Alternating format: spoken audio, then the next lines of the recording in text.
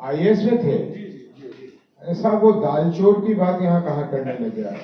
उन्होंने यहाँ तक भी आरोप लगा दिया। आप सुनिए मेरी बात, आप सुनिए, आप देखिए कैसे कैसे लोग कैसी कैसी टिप्पणियां करते हैं। आप मनीष वर्मा के बारे में क्या जानते हैं? आप मनीष वर्मा के बारे में ये तो जरूर जानते होंगे कि 2014 में दशहरा के समय में ये व्यक्ति पटना का डिस्ट्रिक्ट मजिस्ट्रेट होने के बावजूद घर में सो रहा था या पता नहीं लाल पानी पी रहा था।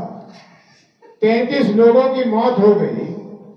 और ये मैं नहीं कह रहा हूं, राज्य की सरकार ने एसएसपी और मनीष वर्मा को दोषी पाया, उनको उनकी तबादला हुई, उनकी शंटिंग हुई।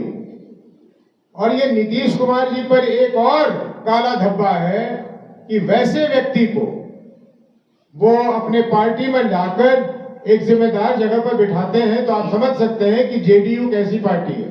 इतना ही नहीं, या ठहर जाइए, ये मनीष वर्मा बिहार के काडर के अफसर नहीं है, मनीष वर्मा उड़ीसा काडर के अफसर हैं। और ये 2000 में आए थे आईएएस में। मैं इतना इसलिए जानता हूं कि जब मैं सांसद था तो ये पूर्णिया के डीएम थे, और मेरी आज तक किसी भी पदाधिकारी से कभी एक नोक-झोंक नहीं हुई है, सिवाय एक इस व्यक्ति के जिसके खिलाफ मैंने लोकसभा में प्रिविलेज मोशन लाया था। ये ऐसा बददिमाग सा व्यक्ति है कि इसके खिलाफ उड़ीसा में एफआईआर हो चुका है। और एफआईआर करने वाले कौन है?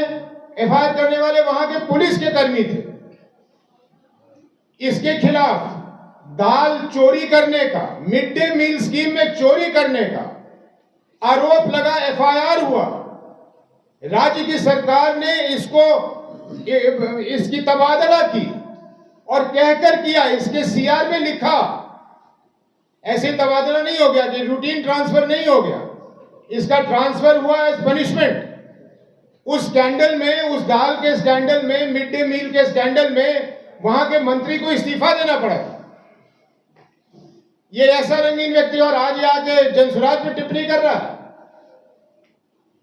ये जदयू के लिए ये समझने का समय है कि वो किस किस तरह के लोगों को लाकर किस किस पद पे बिठा देता है, और फिर बिहार चलाने की बात करते हैं ये लोग।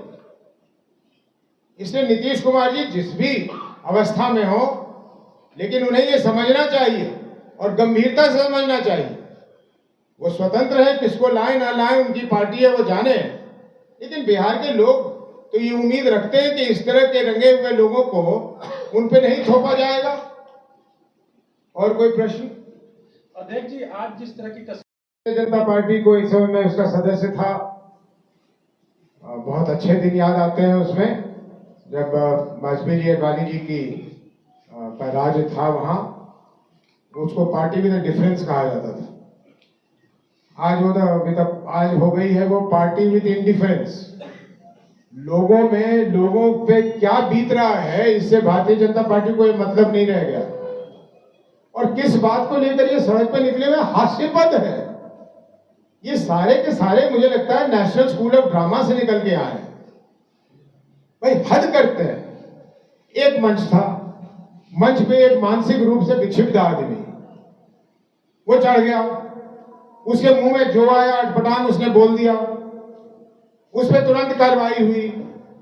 वहां कोई किसी दल का नेता नहीं था। मुझे तो बहुत अच्छा लगेगा कहने में कि हाँ वहां महागठबंधन के नेता थे, बिल्कुल नहीं थे। वो दोषी नहीं है, उनको क्यों दोषी करार दिया जा रहा है? इस व्यक्ति पे जो कदम उठाना था सरकार को, वो उठा रही है।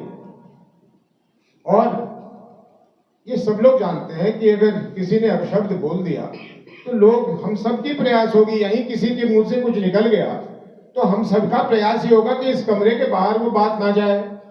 अब आप सोचिए, हमारे देश के आदरणीय प्रधानमंत्री जी उसको इश्यू बना रहे हैं देश भर के लिए।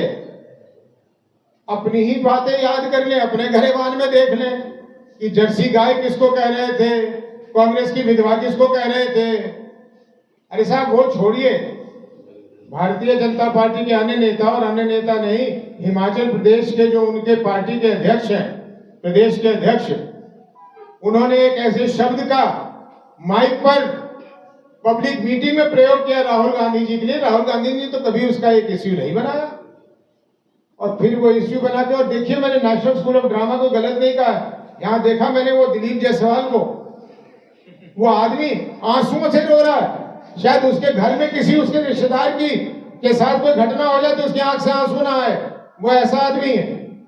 और वो रो रहा है क्यों? तो प्रधानमंत्री जी ने कह दिया कि उनको अपशब्द कहा गया था। ये नाटक करते हैं।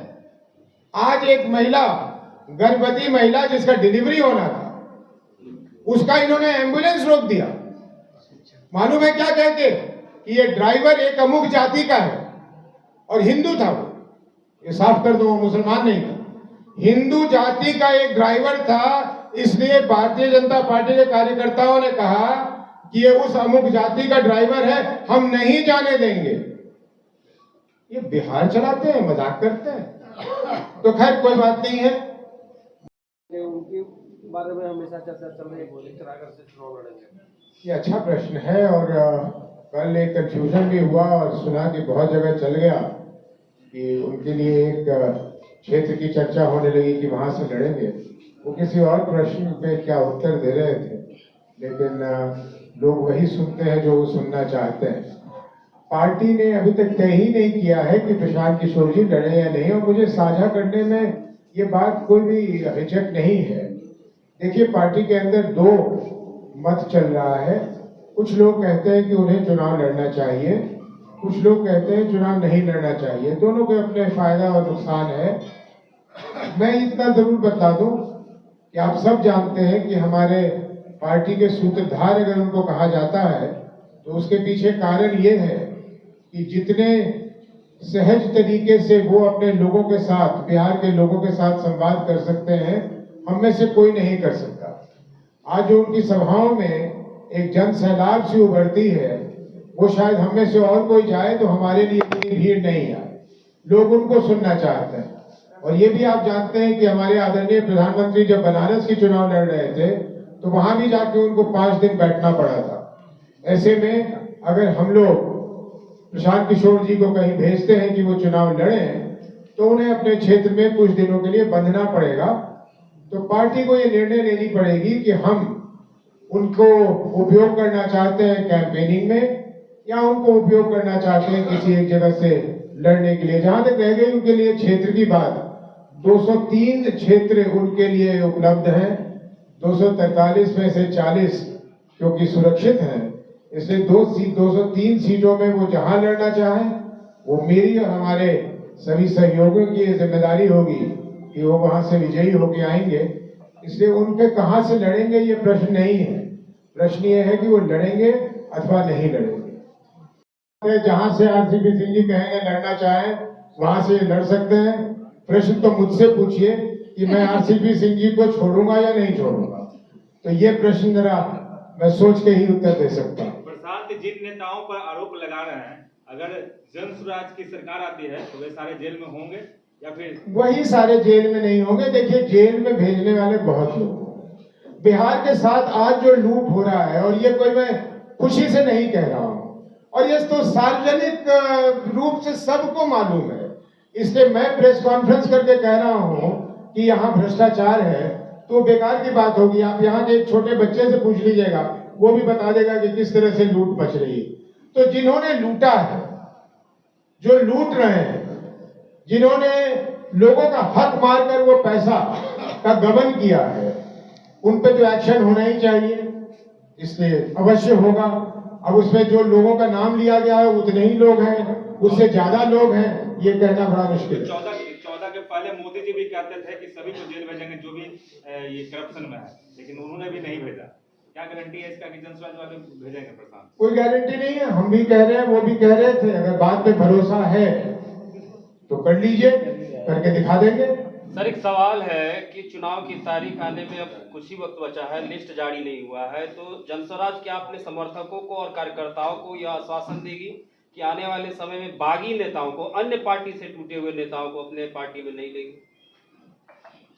मैंने इस प्रश्न का भी उत्तर दिया था, लेकिन थोड़े दबे हुए तरीके से दिया था कि रोज हमारे यहाँ ऐसे लोगों की कोई कमी नहीं है जो अन्य दलों में अन्य दलों से निराश होकर हमारे दरवाजे आ रहे हैं और उनको मना करते हमें अच्छा नहीं लग रहा, इसका मतलब उनको हम मना कर रहे हैं। हमारी इच्छा है कि जितने भी हम टिकट दें सब ऐसे लोगों को ही दें जो हमारे दल से पहले से जुड़े हुए हैं या जिन्होंने पहले से आवेदन दिया हुआ है। लेकिन हम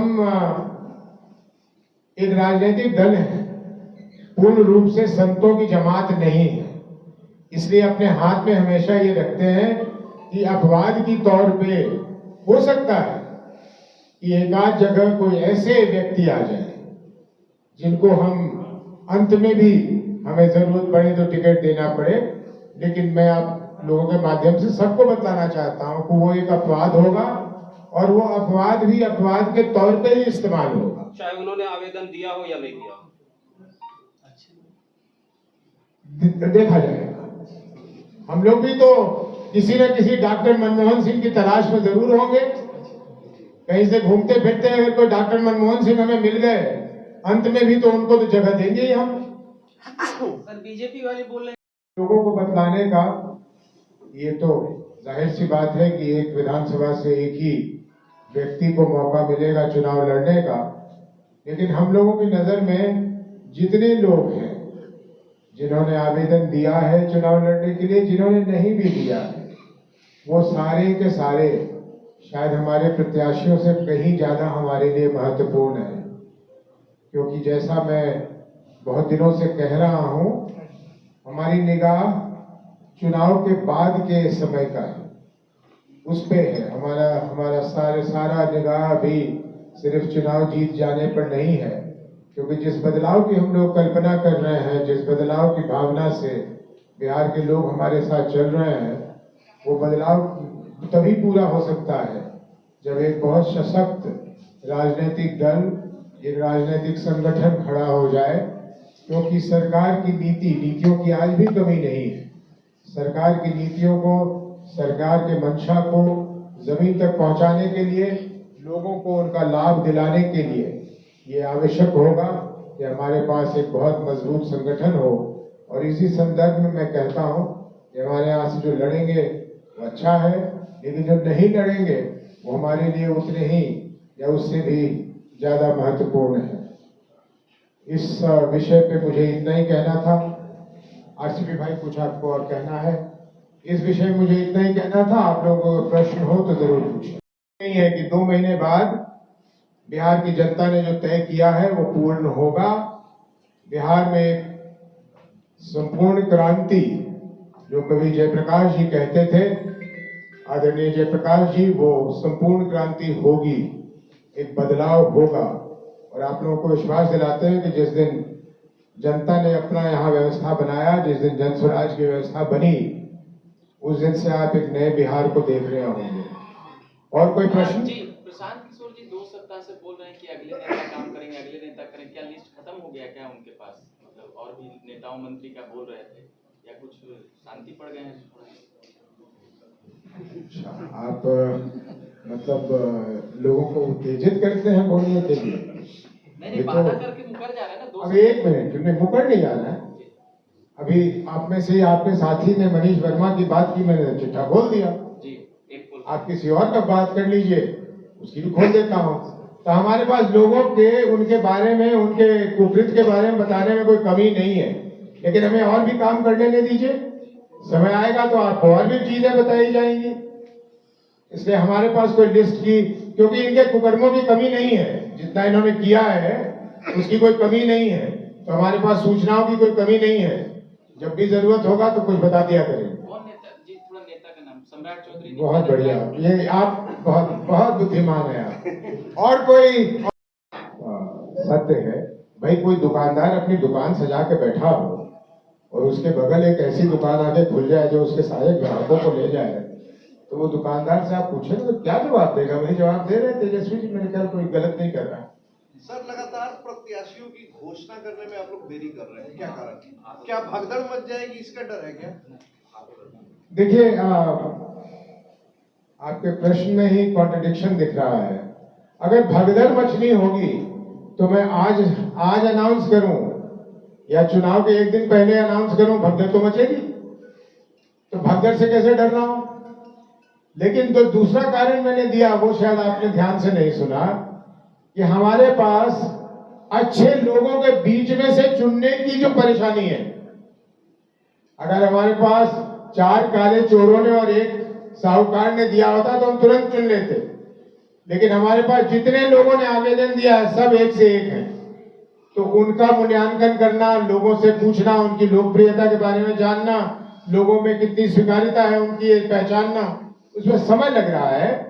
लेकिन उस समय को हम बहाना नहीं बना रहे। हमने तो कहा कि हम बहुत काम कर चुके हैं और हो सकता है कि अभी का समय, ये भादों का महीना ना कहलाता तो हम शायद पहली दूसरी सूची जारी करने के पोजीशन में होते, शायद आप लोगों को बुला के आज कोई सूची ही जारी कर रहे होते।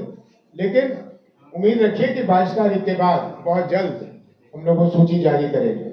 आरसीपी से चुनाव लड़ेंगे कि नहीं? 21 विधानसभा चुनाव से लड़ेंगे? आरसीपी, जैसा हमारे प्रदेश के अध्यक्ष जी ने आपको बताया कि हम क्या कर रहे हैं टिकट के अपने उम्मीदवारों को फाइनल करने में, तो मैं ये कहते हुए शुरू करूं कि जन स्वराज पार्टी एक टिकट बांटने वाली पार्टी नहीं है, ये बदलाव करने वाली पार्टी है।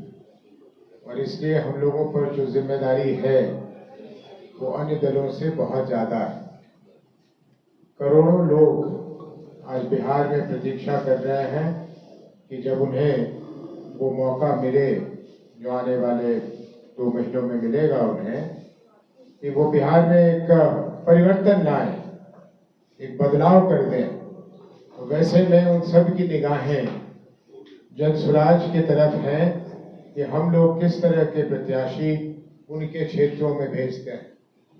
इसलिए काम बहुत ही हमारे लिए कठिन, जटिल हो गया है। और जैसा हमारे प्रदेश अध्यक्ष जी ने बताया, हम लोग 2 तारीख से निरंतर इस काम में लगे हुए हैं। और जैसे जैसे हम नज़दीक पहुंचते हैं वैसे वैसे कोई नई बात, नई ख्याल किसी न किसी के दिमाग में आ जाता है।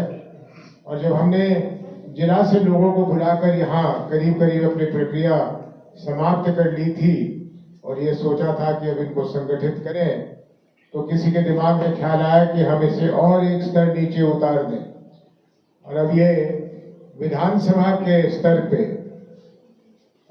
प्रखंडों से और पंचायतों से लोगों को बुलाकर उनसे उनकी राय मशवरा पूछी जा रही है।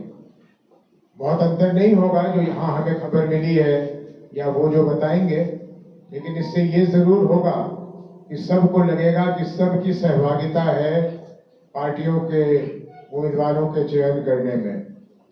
और इस बीच में क्योंकि हमारे पार्टी की रोज लोकप्रियता बढ़ जाती है, तो एक नई समस्या कहें या अवसर कहें हमारे सामने रोज आता है कि बहुत अच्छे अच्छे उम्मीदवार जो आज तक हमारे दल के साथ नहीं जुड़े हुए थे वो भी दस्तक देने लगते हैं, आने लगते हैं कि भाई हमें भी मौका मिले।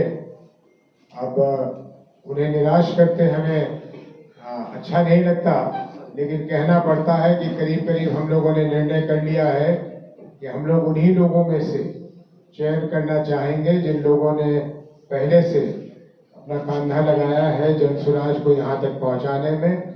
अपवाद के तौर पे हो सकता है कि एक आध जगह किसी ऐसे व्यक्ति को जिसको हम नज़रअंदाज नहीं कर सकते हो, लेकिन ज़्यादातर लोगों को हम अपने बीच में से ही चुनेंगे। ये मैं आप लोगों से वार्ता के समय एक अवसर